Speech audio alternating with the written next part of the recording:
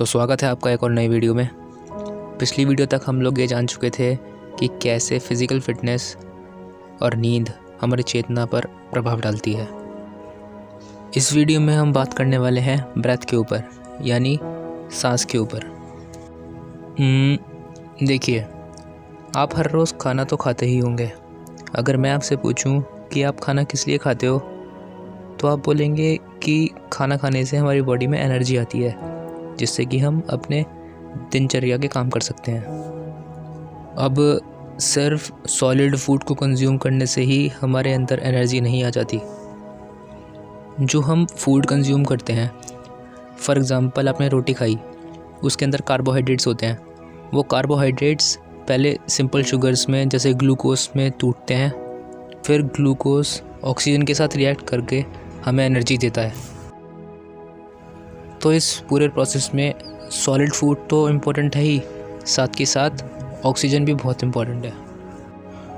और जो ऑक्सीजन की मांग होती है वो आप दिन भर में सांस ले लेके पूरा तो कर ही लेते हैं, जिससे आप सरवाइव कर लेते हो।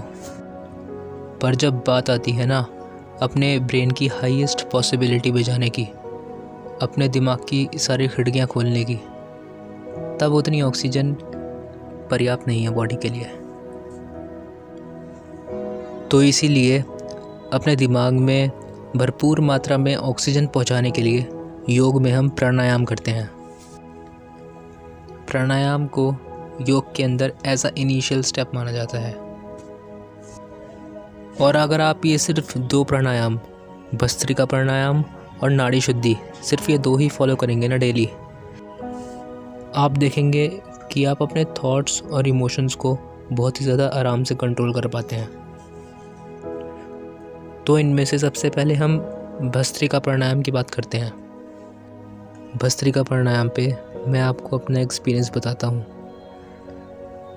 देखिए, अगर आप इसे डेली करेंगे, आपके जितने भी अननेसेसरी थॉट्स आते हैं वो सारे ख़त्म हो जाएंगे।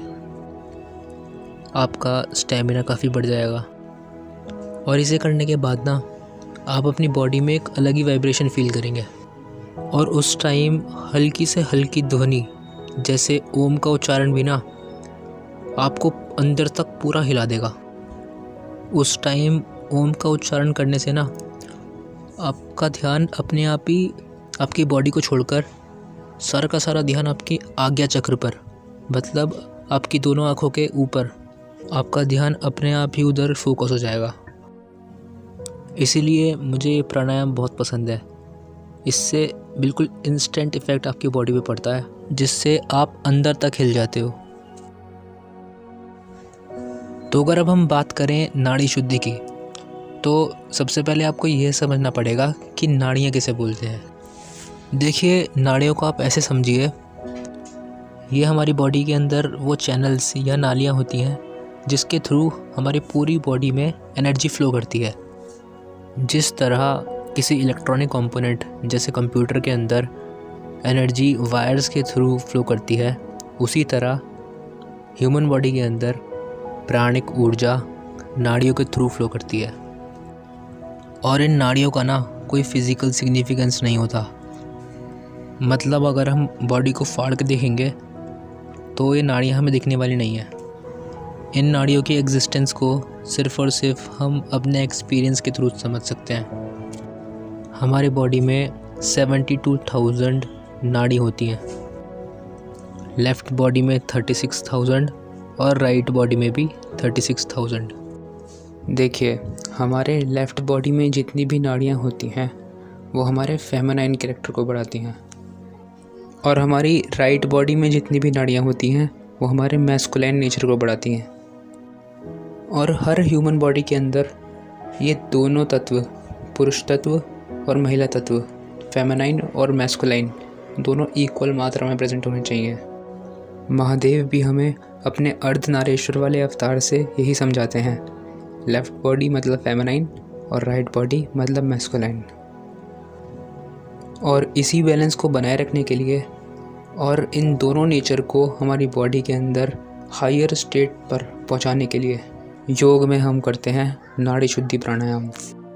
आप जब भी ये प्राणायाम करोगे ना, तो मैं आपको रिकमेंड करूँगा कि सिर्फ खाली पेट ही करना और खुली जगह में करना। अगर आप नाड़ी शोधन प्राणायाम सिर्फ कुछ दिन ही फॉलो करते हैं ना, तो आप देखेंगे कि आपके ब्रेन में जो ब्लड फ्लो होता है ना, वो आपको साफ साफ महसूस होगा।